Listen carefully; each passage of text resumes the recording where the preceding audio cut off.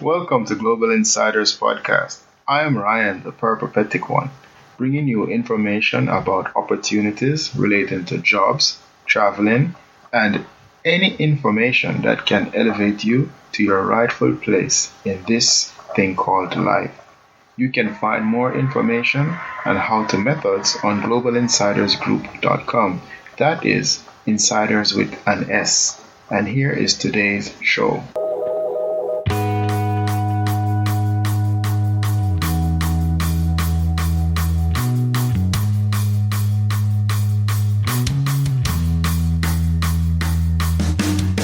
Hey Insiders, I'm back with another show. Today I'm recording from a different spot, so I hope the difference is not too obvious. But nonetheless, I have a lot of information here for you to learn a lot from. And today we're going deeper than usual. So just continue doing what you are and get ready to learn. So first, I'm going to start off with dark social. How many of you know about dark social? This week was the first time that I learned about dark social. And it's a simple concept. And it's one that we're all probably familiar with somewhat. And dark social is basically when people share content through private channels such as instant messaging and emails on places that are encrypted. So, for example, like WhatsApp, they like to talk about how your data is encrypted and it's there for you. No one else can see your data. Yeah, sure, right? But they're saying that this type of data, people don't really, the companies, they can't trace it, so they don't know how to measure it. It comes up as a general message. So that is what dark social is. So dark social media, it's called dark social media, or just dark social, or dark traffic, do not contain any digital tracing information about the source. Dark social has nothing to do with the dark web. As you know, the dark web is used to do a lot of illegal things. So if you hear someone talking about dark social, they're not speaking about that. They're talking about just people who communicate with each other and who basically try to keep their information private, as I think we all should try to do. They're saying that, depending on your age, you're more likely to use these methods. And they're saying Gen Xers, which are persons born between 1965 and 1981, are the ones who are more likely to use email. So they are probably the heavier users of this, of dark social means. So if you want to read more about this, you can go to HALLAMINTERNET.com. So that's halaminternet.com, and you can find out some more about this dark social thing. Now, future and remote work. As you know, since coronavirus, most persons, if not everyone, in the work world have experienced stay home and work. So, and this is global, because that's the thing that makes coronavirus so special, because it's something that it affects the whole world. It's not like it's just one country and so forth, even though a lot of countries have fudged dealing with the pandemic. We are all affected by it nonetheless. So this thing now, a company did research in the UK, and they looked at what people think about working from home, and the findings are very interesting. So you can compare it with yours, because as I said, I'm sure you're probably experiencing the same thing. So future of remote work. In a survey conducted on the workforce in the UK, some interesting findings have come forth. So the first one that stood out to me was that 55.2% of the respondents think they are working more hours than normal from home. So of the number, 30.8% think they were working less. I mean, I've been talking to a friend also, and he works in the financial sector, and he has been saying that he's actually working more hours now that he's at home. And I really don't know why this is. I don't know what's the phenomena behind that. But this is what persons are saying. They feel as if they're working a lot harder. I'm wondering, now that I'm thinking about it, is it a case where because they're not there with the team, it seems as if they have to be doing the work by themselves? So this is something that the researchers will have to look into, of course, because the social scientists, because you're going to have burnout. And recently I've been listening to some podcasts, and they're saying that initially when the virus started, what was happening was that people were signing up for online classes and all those types of things. So what is happening now, there's a drop-off because persons are experiencing fatigue from being on screens all day and talking. So, I mean, I guess when it just happened, people were all excited to get going. They didn't want to stop. But now that the fatigue is coming in, the frustration is coming in, because it has been a while, and I think about it. I mean, luckily I don't have to be at home working, so, I mean, which is ironic now if you think about it, because maybe 6 months ago if you said, oh, you want to just stay at home and work, I'd probably be like, yes, but I like the balance. I like the balance of working at home and being able to go out also, because I get energy from people, and if I'm not able to connect with people like that, even though I am an introvert, like a classic introvert, I still do get some energy from being able to speak with others and see how they are reacting to the offers that I have to give them. So of course this is quite interesting. So I think this is one for the researchers to look into. It's never ending, the things that we have to do in life. Continuing, most people, I mean, and this is 55%, don't miss the commute. However, 73% miss the social interactions, and I guess that is what I was just speaking about. So people do miss the water cooler conversations and the gossips, of course, because what would life be without some gossiping? 44% also love the flexibility of having family time and the work-life balance they have. So this is probably the biggest plus, really, because if I mean, sometimes, even though right now the kids are at home, on a regular circumstances, parents would love the opportunity to be able to take their kids to school and to spend quality time with their kids, and not just be working. So this is another upward part of this whole thing. The big one, though, the big number for the whole research was that a whopping 92% of the respondents want the option to work from home in some capacity, and that's I guess maybe that's all of us, because I'm in this number too, and having a balance is always good. Sometimes when you go to work, you have business that you would like to do at maybe the bank or some other place, but because you have a job, you can't do it, and you have to ask for the time off and so forth. And sometimes it kills the spirit, knowing that you have something very important to do, and then you have to ask someone to allow you to go and do this thing.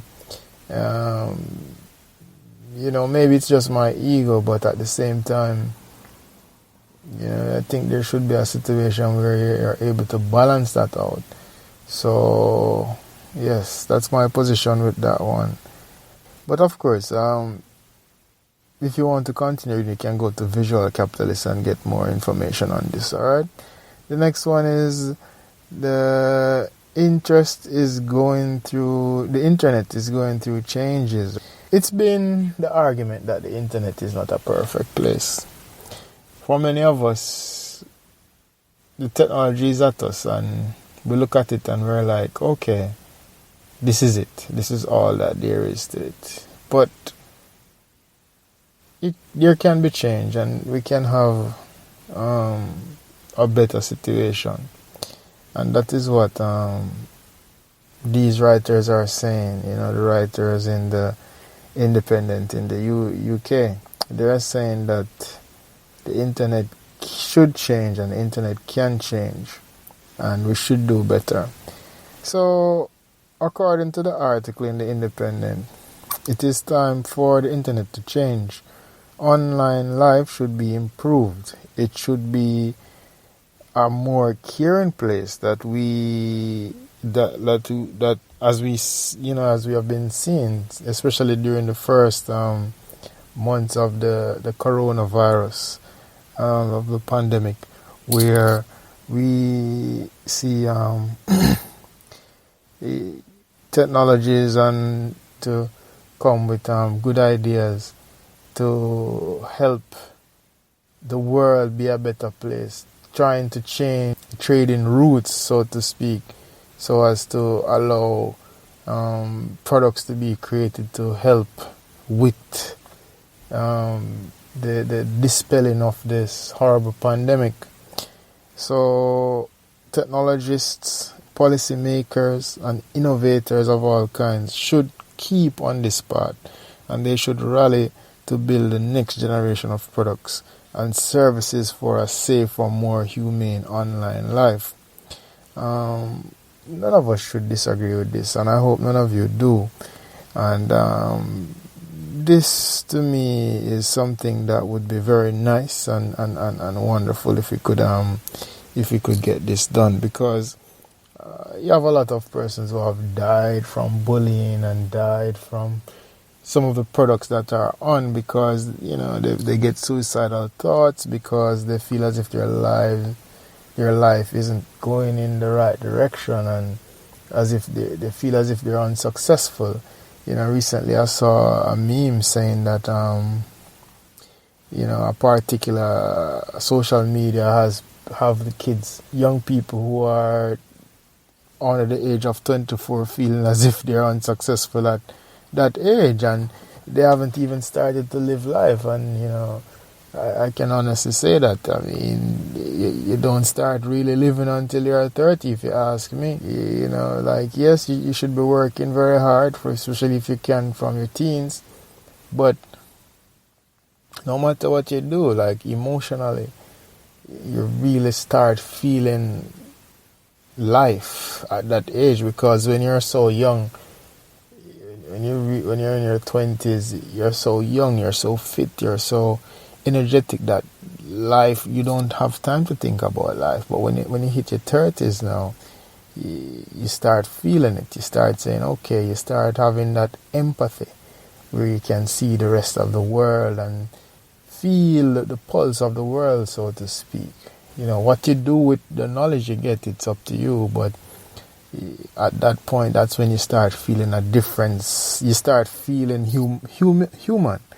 I mean, before, yes, you're human, but when you're young, you're just young, and you have that youth that you can use to dispel anything at all. So, yes, we need an internet that will foster that type of feeling, a feeling of care, a feeling of service, where we see our other human brothers and sisters and we're ready to care rather than to be in a state of a callous, uncaring state. So, yes, this segues very nicely into my next topic, which is AI superpowers.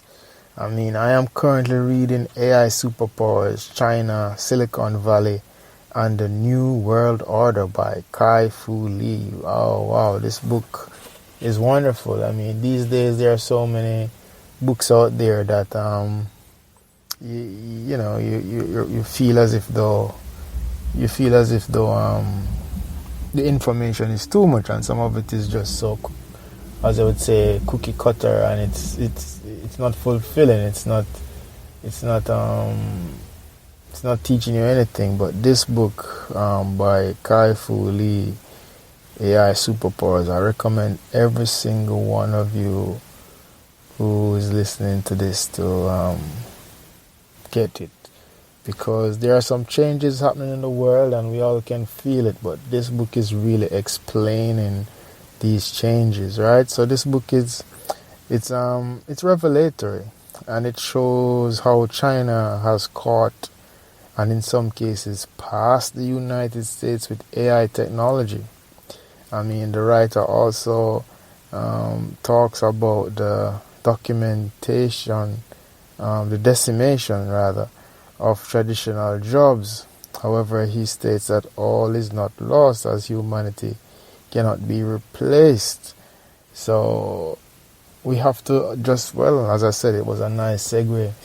We really have to look at our humanity, because humanity is what is going to save us. I mean, it's not the money. It's definitely not the money, and it's not the technology. In fact, the technology, as some would argue, is coming to destroy us. I don't believe that, but I do believe we have to take care with how we deal with this technology, because it is pretty strong. It is pretty strong, and it's pretty overwhelming, most of what is coming. And when you listen to this book, I mean, you're either going to be really scared, or you're going to be like, okay, well, I need to deal with this, because this thing is coming like a tsunami. So yes, he, as I said, he talks about the decimation of traditional jobs, but our humanity will save us. And this book is a must read, as I said, and I'm a big believer in the unexpected. So even though some of the things sound as if though they are definitely going to happen, because they're happening already, I think there will be disruptors. I mean, for one, they're looking at it as another Cold War, and it does feel like a Cold War between China and America. And it's a situation where they're saying the two main battlers will be China and America. But I think you can never leave out certain countries, especially, you cannot leave out a country like Japan, you cannot leave out a Germany, and of course you cannot leave out a Russia. I mean, so even that aspect of it, I think, will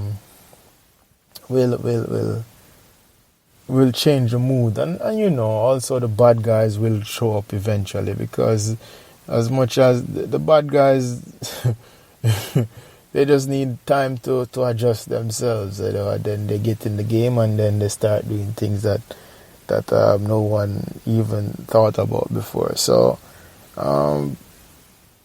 we're living in interesting times. I think by 2025 we're all going to see some things that will make us wonder if we were living in the dark ages, and I'm not prepared for it, but I will be taking part in something. I'll be taking part in something, because I'm preparing. I'm preparing right now. But it's just that I just really think our minds are going to be blown, by 2025. I just think next year, 2021 and 2022 is going to be we're going to see. It's going to be like 2 decades. It's really going to be like 2 decades in 2 years, really. Just what's happening now, because there's just so much work happening now behind the scenes because of this virus. And then I just think we're just gonna see the winners and the losers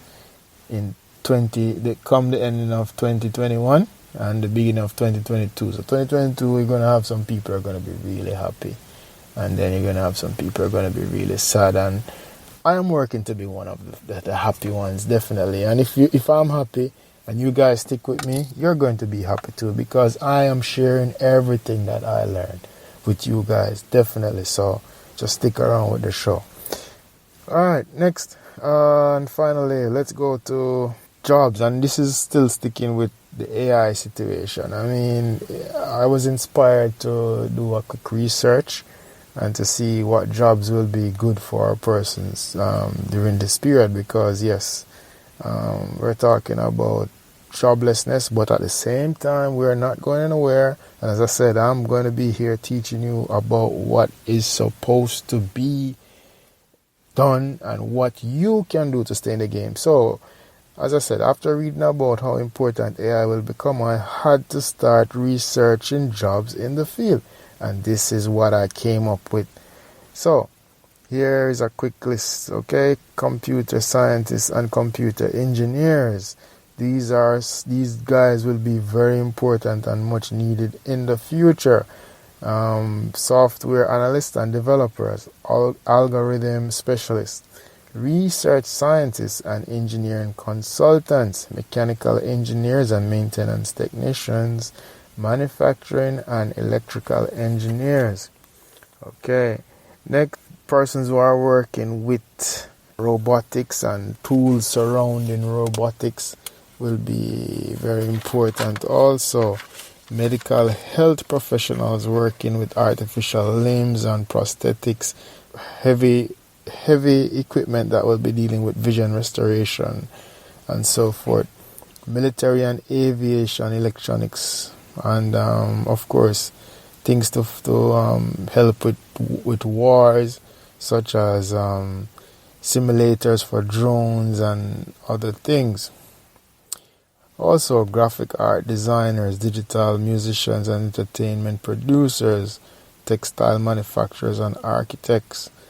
Alright, next, post-secondary professors at technical and trade schools, vocational centers and universities. So the teachers are not going anywhere. So teachers, don't worry, even though in the AI book they're talking about teachers being replaced by super AI, but I don't think that's going to happen right now. You're going to have a dual model. You have to have a dual model. So this is where the list ends for now, but of course I'm sure this is not exhausted, and you can continue the reading at computer science degree hub.com. However, as I said, I'm sure it's not exhausted, and you can continue doing the research, and I will try to go deeper into the top 10 skills and areas that will be needed for work in the future. So look forward to that starting next week, okay? So today, 16,499 cybersecurity jobs were listed on monster.com. So there we go. Jobs are out there, people. Let's just retool and get going. All the best. Take care. Coming to you live from my car, as I said earlier. And enjoy until next week.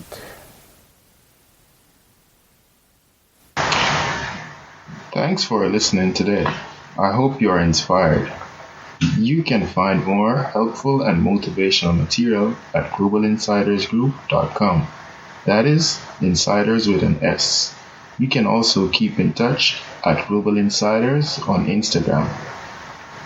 See you next time, but remember, you can be your own superhero.